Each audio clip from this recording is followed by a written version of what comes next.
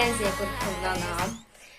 Təbii ki də mən bu hekayədə kənddən gəlmişəm. Yəni kənddən gəlmişəm deyil də, bu ərazidə yaşayıram. Sadəcə kəndə gedirik və məni bu hekayədə isə çox sevməyən əziz Gəncə qrupundan dostum olan Sevda Ziyagil təbii ki də mənə biraz qıcıq olur.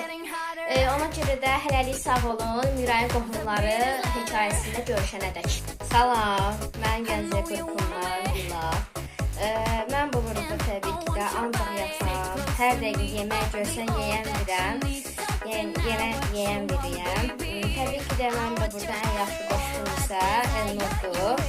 Elnurla birləşib bir yerdə edə bilməyəcəyim bir şey yox.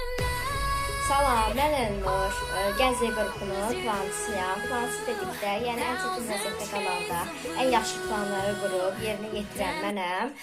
Və burada ən yaxşı dostum isə Bilaldır. Bilal'la bir yerdə birləşib, üstəsindən gələ bilməyəcəyimiz